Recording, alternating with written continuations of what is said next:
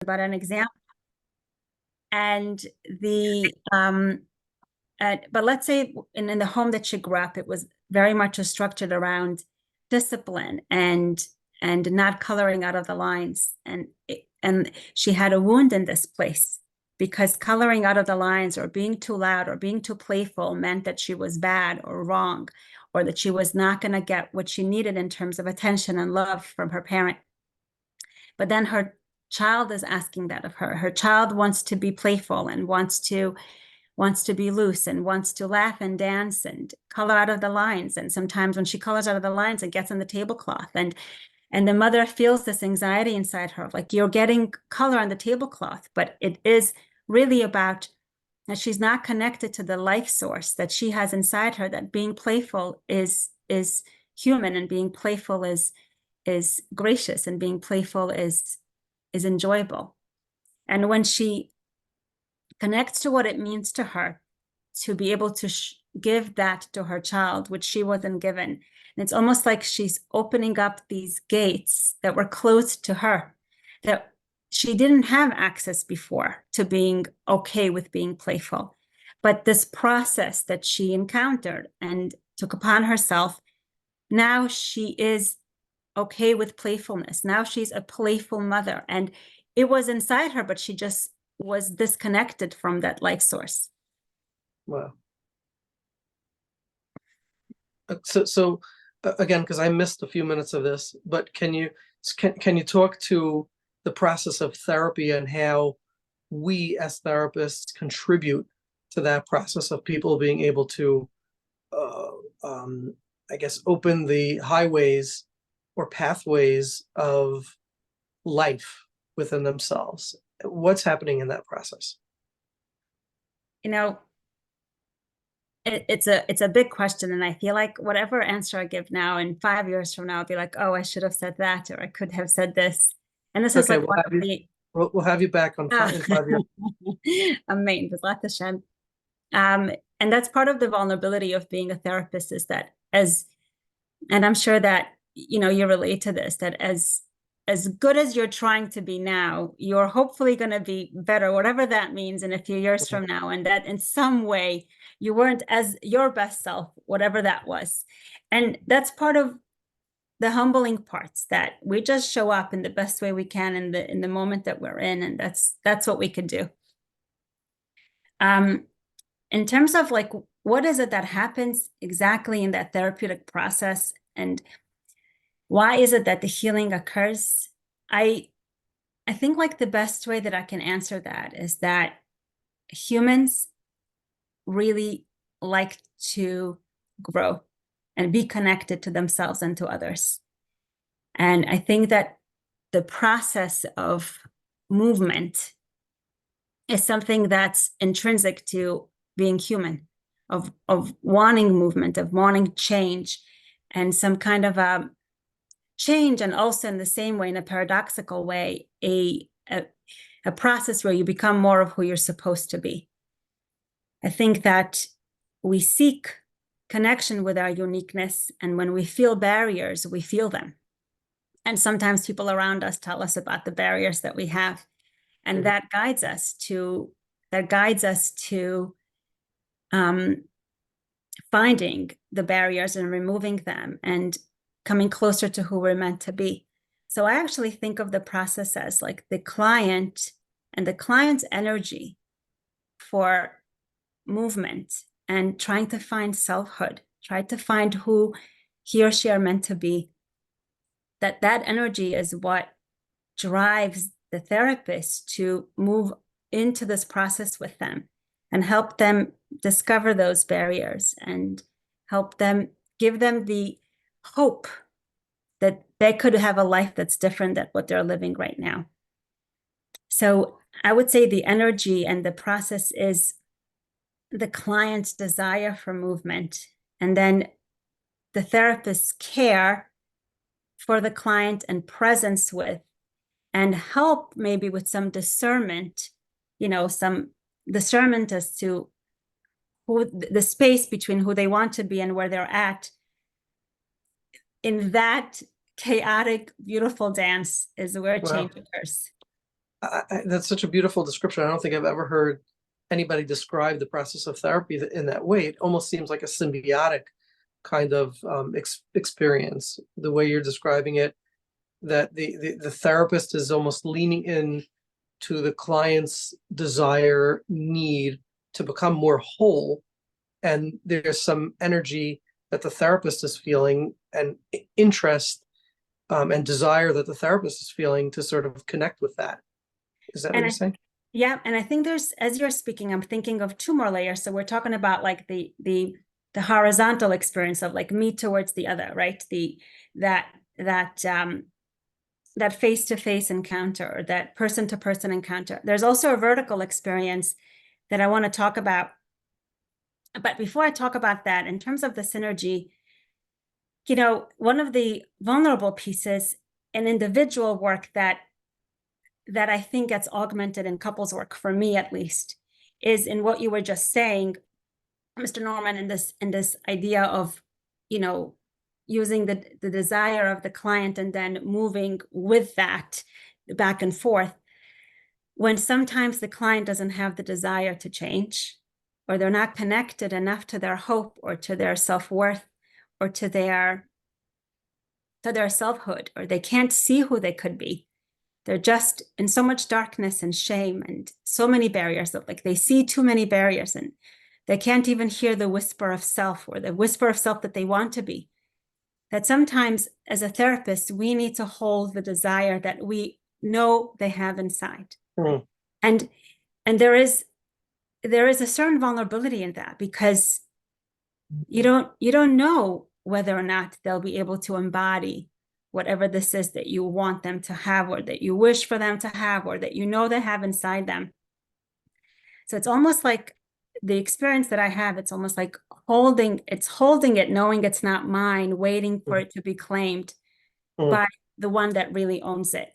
When it comes to couples work, this vulnerability takes a whole new shape, because in couples work, obviously for me, in general, couples work has many different layers to it that really complicate the process and make it so much more exciting and challenging and sacred. But in couples work, I really relate to this idea of holding the desire, that when especially one of the spouses no longer connects to the desire of wanting to hold on to the couplehood, either because they've been hurt too much by the couplehood, or because they have a complicated relationship with desiring and being desired. So because of that, sometimes there's a sense of almost me fighting for the couple more than they're fighting for each other. And holding that energy, and then knowing when to let go of it, or when to give it back, to when to let go of it, whatever that means. And the way that I ground myself in that place is that there is this idea of fully leaning into care. And I really give myself permission to care about my clients. I'm very grateful that it's a gift I have from Hashem and from being raised. But I really double down on caring on my clients. Like, I do not hold back from caring about them. And like just really holding on to caring about them and showing them that I care about them and their process and their goal, but also really, really doubling down on respecting them in their own process and knowing it's really not mine, that this is really theirs. So the paradox of these two, the care and the respect of their otherness, is also another space. And then the vertical piece that I have to talk about, which is, I've spoken about this when it comes, I don't know, whoever has heard me talk about trauma work, that when I started to do trauma work, I was very petrified and I was really afraid. I understood that I was entering really sacred spaces, and I understood that a millimeter too much or too little was just dishonoring the person. I was really afraid. I really, really was. And I found that I found that encounter of like, oh, I'm about to enter the most sacred places that have so much darkness and have so much light at the same time. And it's the most narrow and the most expansive place of complete potential. Like I really felt trepidation, like an Erev Mhm. Yom Kippur. And I remember I asked this question of I feel too small. I remember asking this question to my mentor and to someone that I learned with, my Rebbitzin Heller Gottlieb. I remember asking her this. We were sitting outside on two fold-out chairs in someone's backyard. This was many years ago, maybe too many years to feel comfortable saying. And I remember telling her this, like, I am really, really afraid. I feel so small. And, you know, the conscious part of me wanted to hear her affirmation of her belief in me um, and her trust in me and all the things that, like, I felt young in asking it, and I wanted to be praised and I wanted to be given strength. And I remember her looking at me, and I just know that this is a lens that has become my lens and has grown with me as a therapist and as a human. And I'm like looking forward to how much more it's going to grow with me, I hope. Mhm. She said, you are so small. You're just the size you need to be. You're not the one doing the healing. And I cannot tell you how much that rang to me true then and how Mhm. much more I know about it now. That as present and as active and as seriously as we have to take ourselves as therapists, because it's a serious role, and at the same time, like the more focused I am in that space, the more I'm also having this imagery of just lean back and just create room for Hashem, for God's healing to do its work. It's like the Mhm. more precise I am, the smaller I am, and the more God does his healing. And he really does his healing, because in a way, healing is not logical. The idea of going backwards and creating something in time and backwards, it's not a logical thing. Forgiveness isn't logical either. Mhm. So the partnering, like really internally partnering and investing in this partnership of healing is a huge language of mine internally as a therapist. Amazing. So I just I guess on this topic, it's a digression a bit, but my grandfather used to tell us a story about one of the great rabbis. I'm afraid I might mix up the names. I think that it had to do with Rabbi Yonason Steif and the Satmar Rebbe, but whoever it was, he wanted to appoint him to be in charge of being Mesader Gittin in the Hasidic world back in the day. In the, I don't know what it was, the 40s or. And he came to him and he said, how could I take on such a great responsibility, to be the one to decide who deserves a get and who doesn't, and how to do it and how to go about. I can't, I'm too small to decide that. So the Rebbe looked at him and he said, so then who should do it? Someone who doesn't think he's too small for it? Right. Someone who's humble enough has the capacity to be able to actually perform that and be in that role. So Yeah. that's very, very important. I think that's an important lesson. Yeah. Um, I'm curious to hear, your approach in trauma work.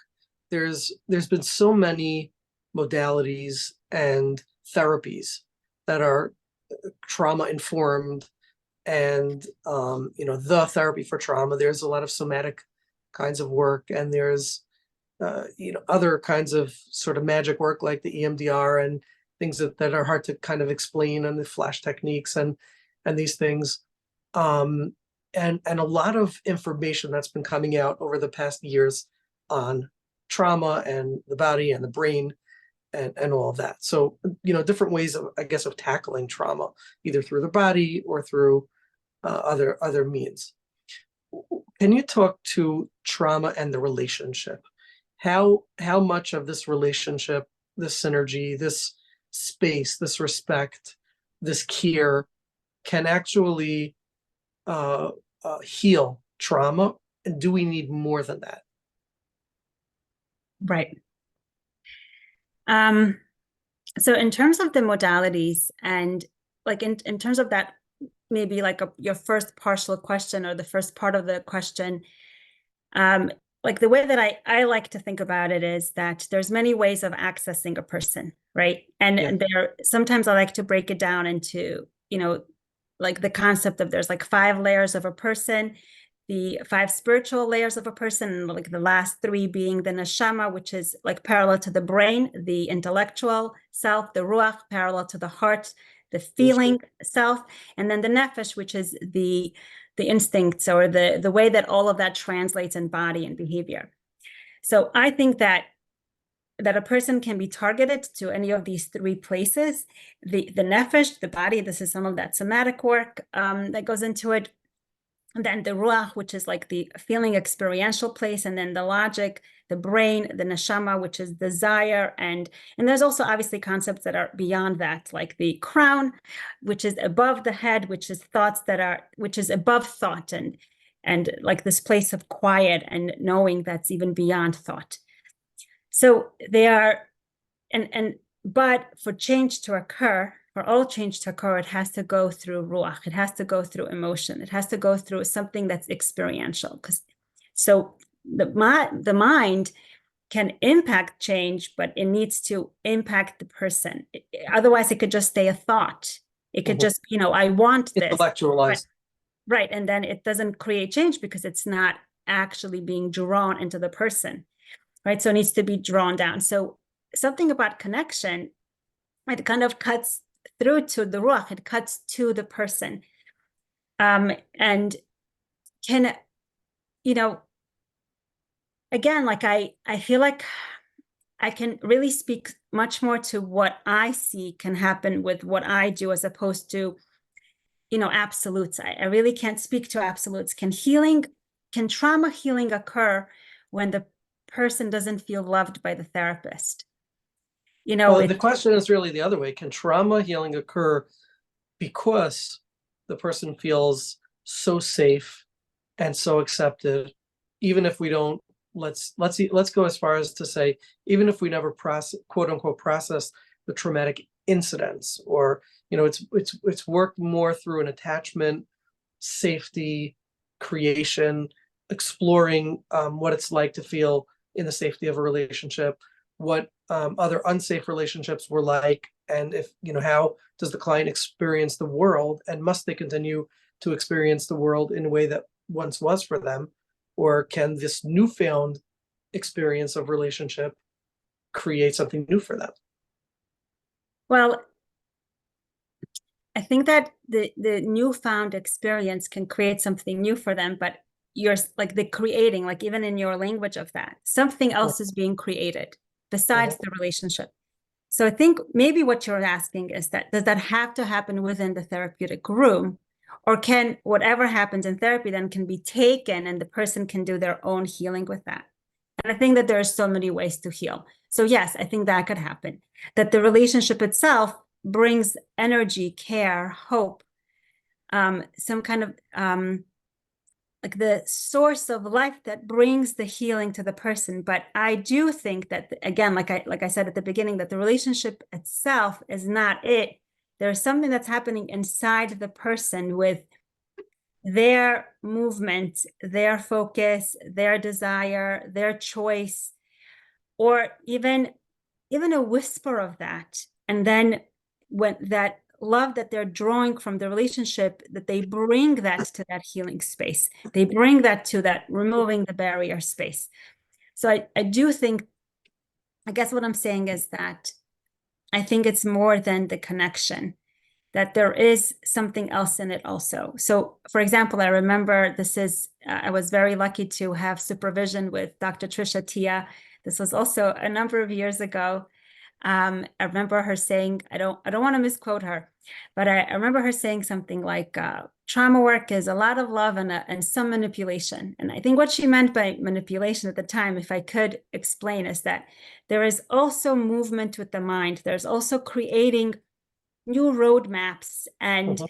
ways of impacting the way the person has experienced and perceived himself and the world.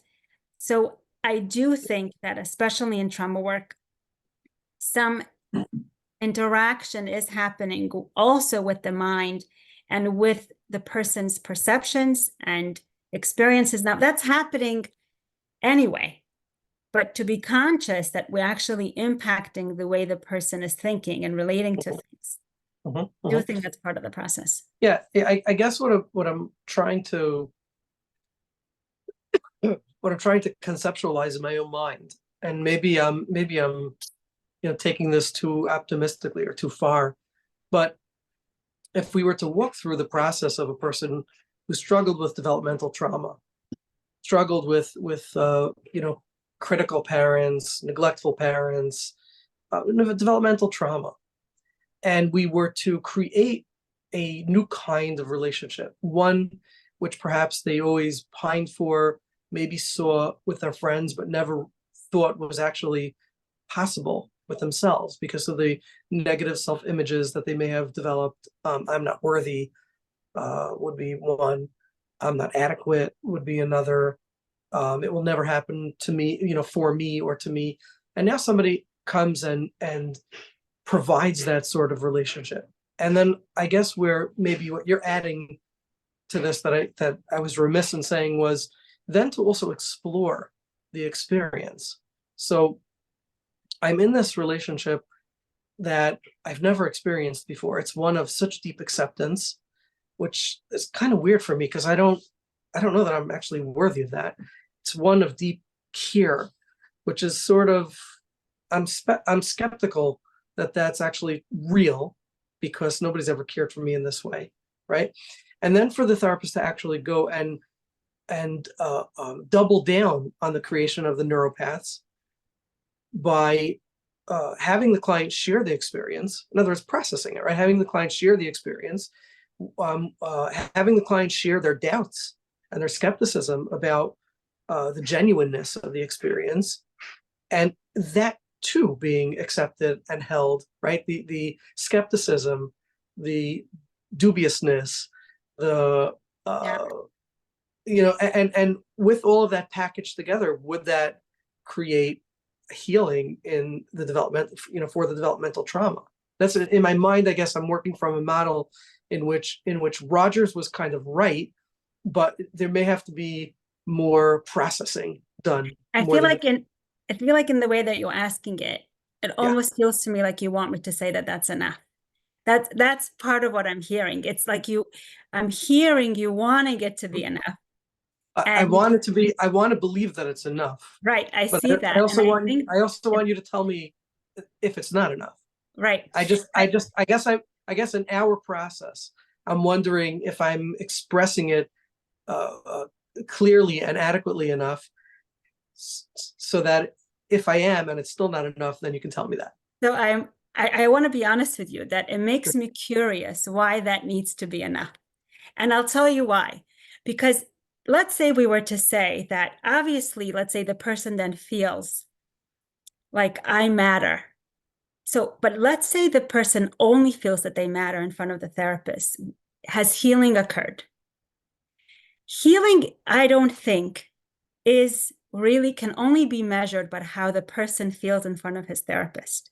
Healing can be measured, well, then he can take I matter and bring it to his wife, bring it to his kids, bring it to his friends. And that's something that's his choice. That's something that can only happen within him. When he takes it out there to a person that's not always loving and embracing and doesn't always take in his doubts and has her own needs and her own questions and doesn't see him always as big, and his smallnesses threaten her, or for a child that he has to show up for in a way that's bigger than just his vulnerabilities. And if that process, I would say, is the lack of treatment that is his choice. So obviously then he now has more choice in how he shows up in front of his wife and in front of his children, in front of his friends. He has more choice in it because of the healing that occurred. He now has an I matter that can come with him, but he still has to bring that into his world. Yes. And I agree with that. And that's why I agree that Rogers was not everything. That what Rogers did wasn't the end of the story. Right. But I do believe that the Rogerian process enables the person to get to feel empowered enough to be able to take that and move that beyond the therapy room. And I do believe that it would be the therapist's responsibility or part of the work to be able to now say, how can you take this out of the room now that you're feeling this way? But that something about why that the way that there's a reason I have like a need to resist it. And I think it's because it feels honestly like it's giving too much power to the therapist. I think the power of the change is really within the client. And I don't know if that's my sense. My sense is that the power of change is and healing and wholeness is within the I matter is in the client.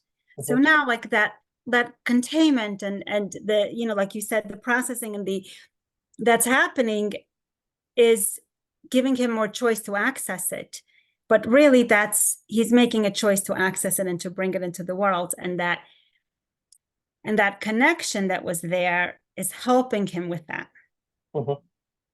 I don't know if that addresses what you're saying, but I'm not sure that we're saying something different. Okay. Yeah. Okay. I would love if anybody could chime in here. If you want to raise your hand and add to this conversation, if you feel like we're saying something different or if we're saying something the same. I'm sorry, I can't really do this on my phone, so it's not working.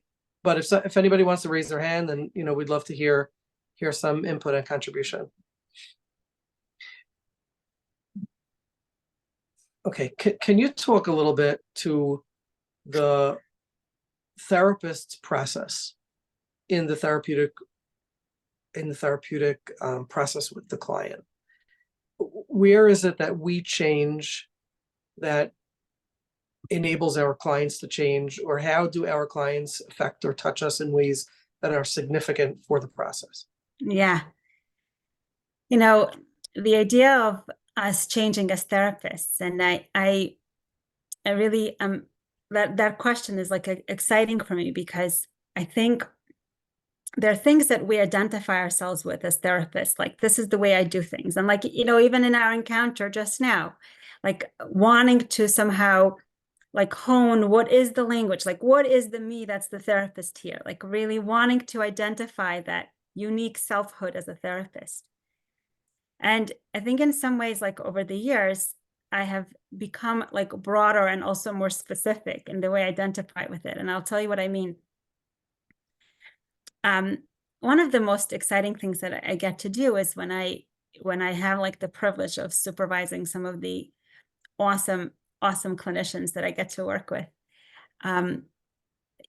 There's a few parts of that I love.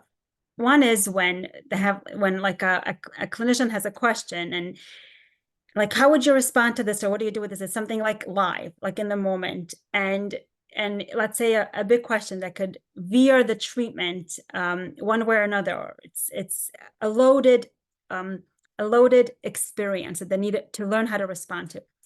And let's say I don't get to give them feedback, or this is especially like when therapists are starting out and this is the beginning of their journey as clinicians. And then when I hear the way they responded afterwards, like I have this sense of like relief and pride, and like that was beautiful. Like, yeah, that, this and this and that, and just like enjoying and celebrating with them what feels like meaningful or right enough response, whatever that means. But there's a deeper joy. And this deeper joy is that when the clinicians do something that I would never think of, and when they do something that's completely surprising to me, it like makes me giddy. It is so exciting to, I think, just the process of seeing these individuals and therapists grow into who they are and finding their voice. But it's also like the idea that as clear as I am, and I'm not always clear, but as clear as I am in like, this is the way I would respond, that there is something that's completely different that is as powerful or even much more powerful than I could ever think of. And that's like an expansion outwards, like, whoa, like that is, I would never think of that. This just happened in supervision this past week with one of the younger therapists that I supervise. I hope she gets to see this. I'm gonna make sure that she does see this part. I did tell her this, that I felt this, but she had said that she responded to a difficult scenario with a parent calling in about a child that she's working with. And she said a few points about it, and I thought I would not think of that, and I would not think of that. And that expansion from learning from who I'm working with is really exciting. And there's another type of expansion, which is less fun in process, but just as expansive, or maybe even more so, which is allowing myself to be in places that I didn't think I would be able to be in before. And learning to love and to lean into humanity in places that used to scare me. And now I need to face those parts and have acceptance and care and love in those places. And that kind of expansion feels really, it's more from a place of need, not from a place of desire. And it's because the need is there, but it's incredible to realize and to see that places that I thought I wouldn't be able to be in 5 years ago, whatever the time is, to be able to show up in those places now feels really rewarding, as much as the process was scary and uncomfortable. That's fascinating. What about when those places are, let's just say, against your values, or not in line with your values? So I think that we all have places that we're scared to go to. And I think, I can tell you, for example, I think one of the ways that I approach therapy is by seeing the humanity in the other and seeing the goodness in the other.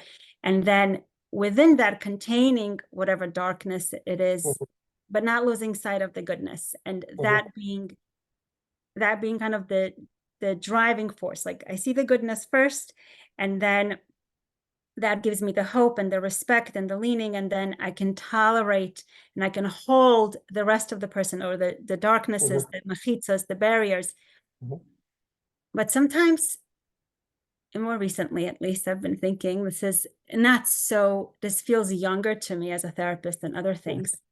I don't have the luxury of time to get to know the goodness of the other, of the other, when there is a lot of darkness or a lot of pain that's presenting. And sometimes the process needs to move faster than my ability to catch up or see the goodness in the other. So this comes up a lot in couples work.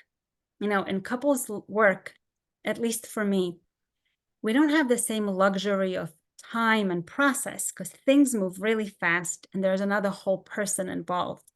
So if I'm taking my time getting to know the goodness of one, then the darkness of that can be hurting the other, and I could be missing it, or I am not aware of what's happening.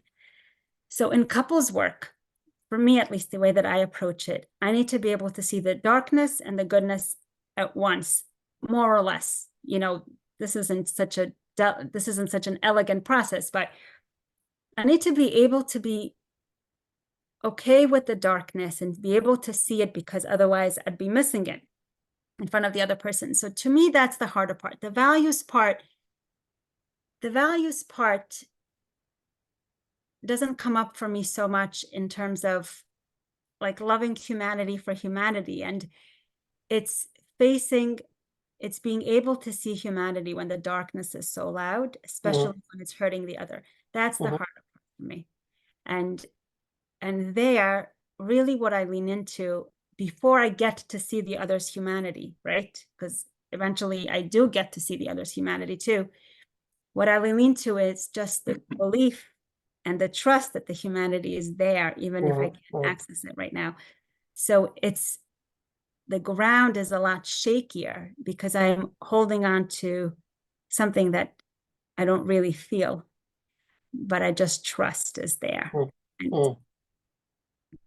Right. I guess, I didn't intend to bring this conversation here, but I guess one of the things that I'm listening to and wondering is the reconciliation of being, let's say, exposed to things from clients that, out of lovingness and caring, we're willing to go to places that are uncomfortable. So let's say things such as heresy or a lot of crude, explicit talk that I might feel is, crossing a line in my own personal boundaries or my own personal values, or things that I wouldn't expose myself to.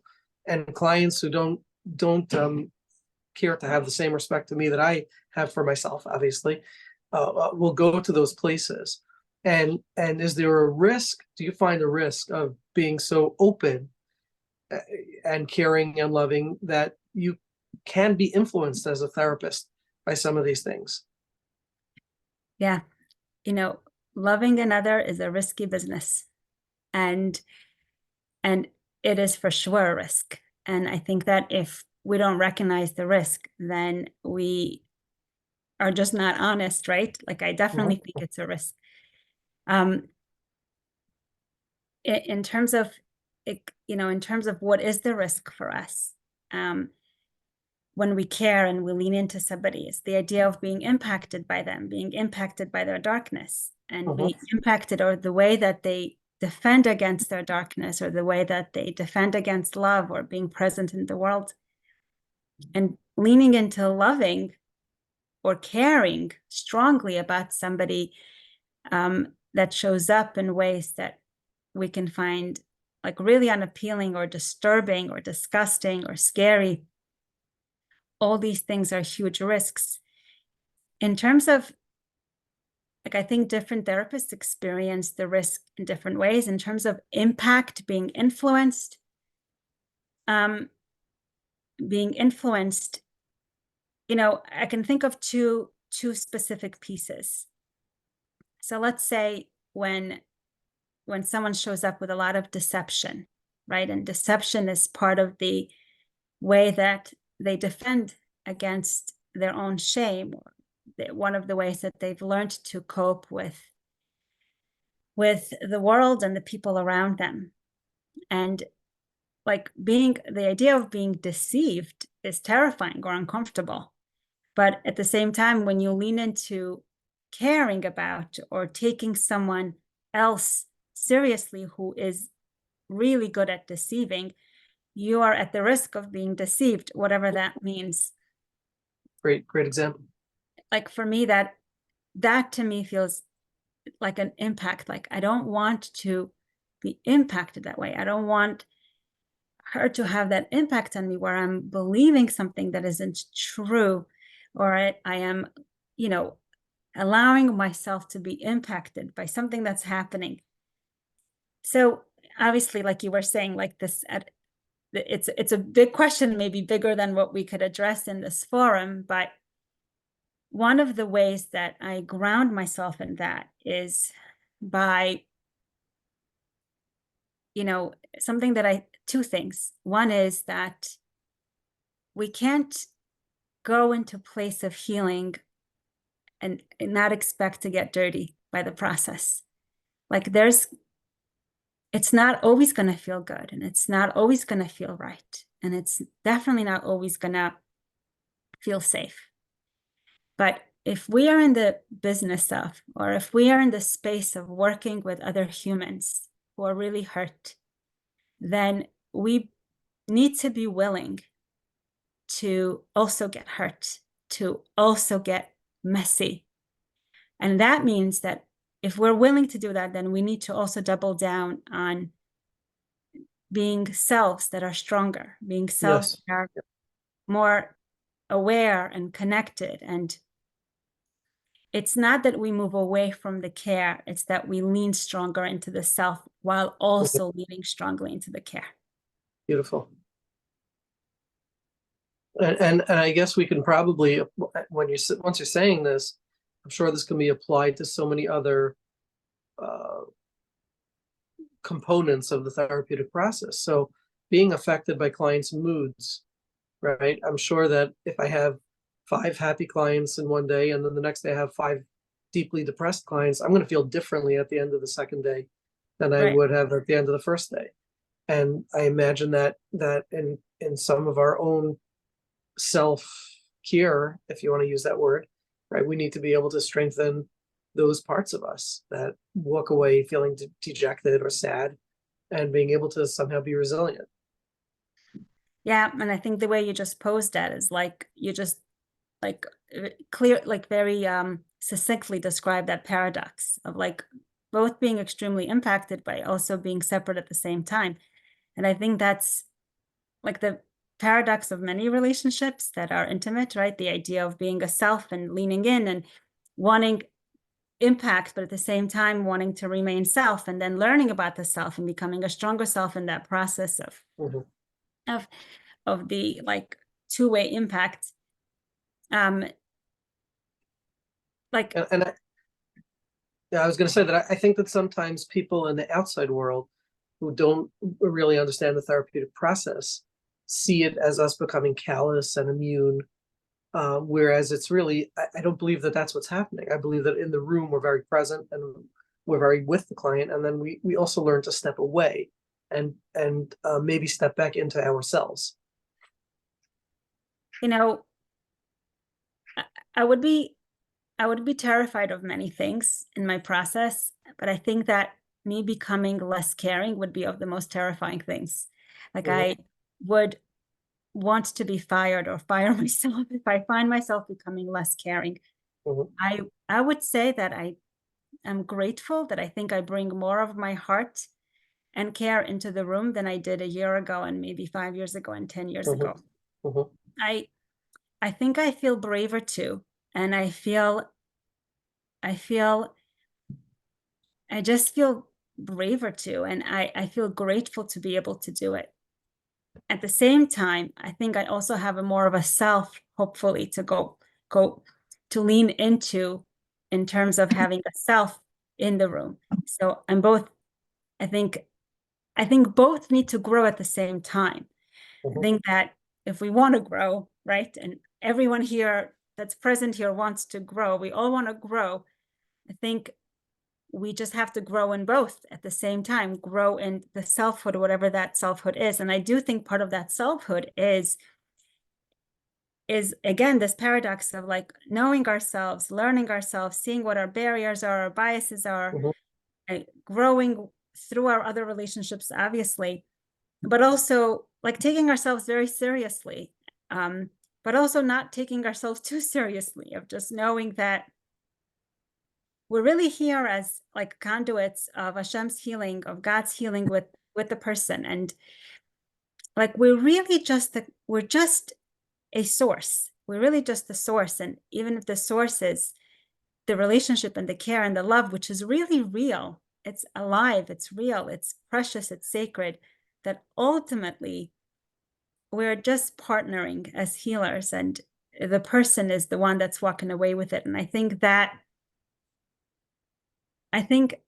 it's not that I end up moving away from the client. I just know that the client is away from me, that the mhm, client has a self that's outside of me and outside of us. And that's really what this is all about.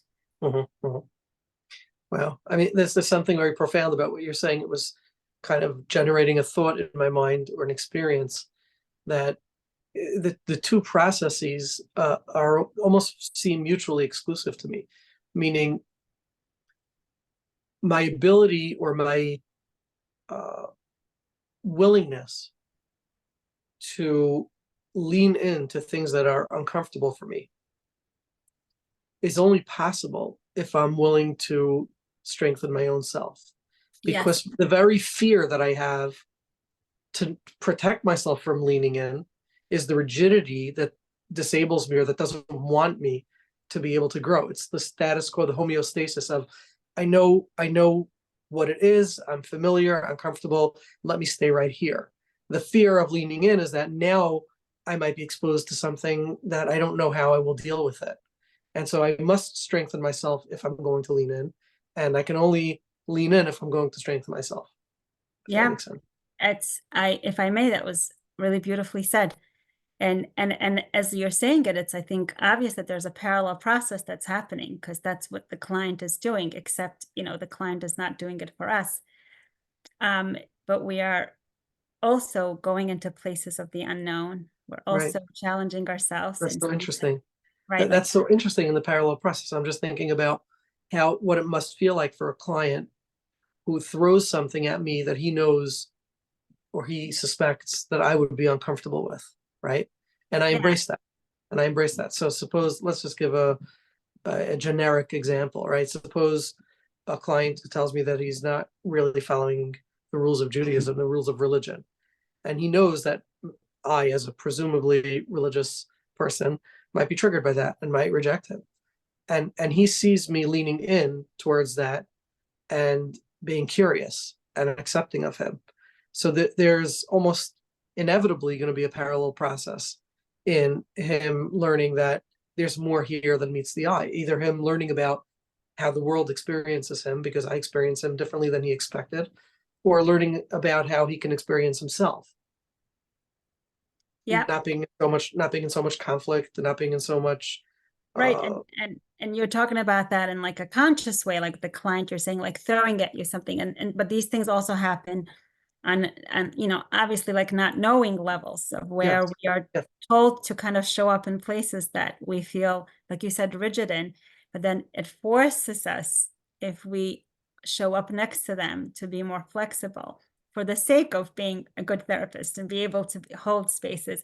And what's interesting is, as if we can take this further, that maybe if it's safer for the client to do that with a therapist more than, let's say, with a spouse initially, then maybe for us also it's safer to have more expansion for someone that's not directly in our personal lives. And then we can find that expansion within us, like, hey, like I can I can accept this or tolerate this or face this. And like now, and then we bring that into our personal worlds because we are more expanded.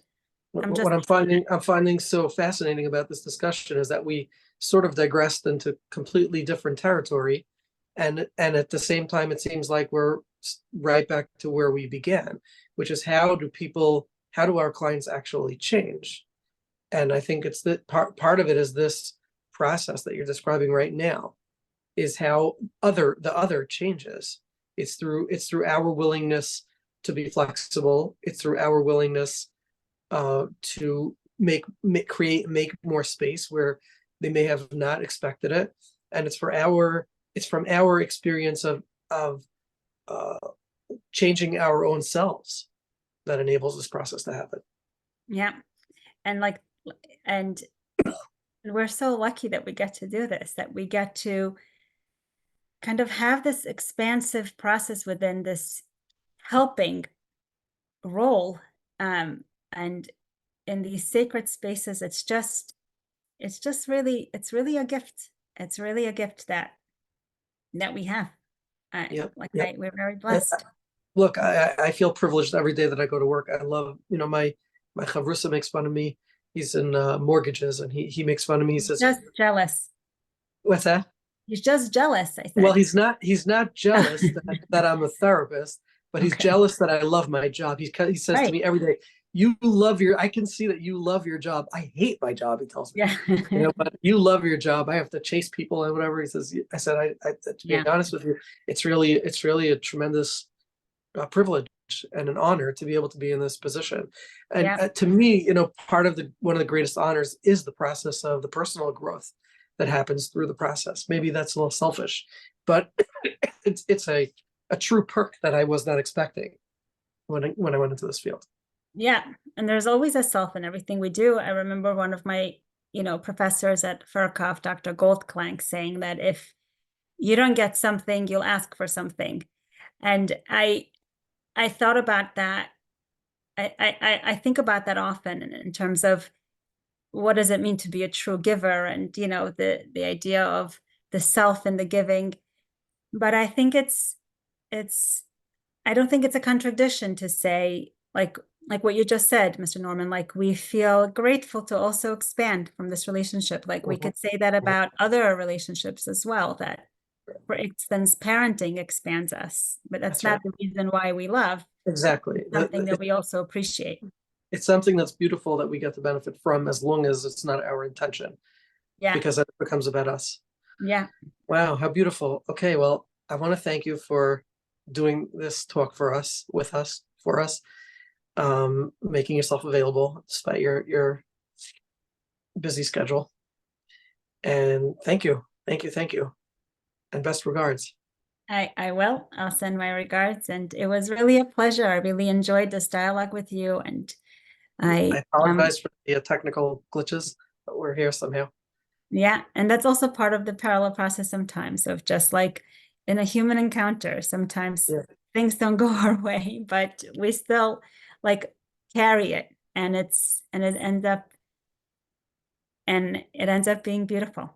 And Yeah, thank you for all of you for being here with us. And everybody. we're all in this together. We are all in this space together with each other, for each other. And I'm always humbled to be amongst others who are there for others. So I Yes, kind of want to thank you for that. yes. Thank you, everybody, and have a good night. Let's be in touch. Bye-bye. Thank you.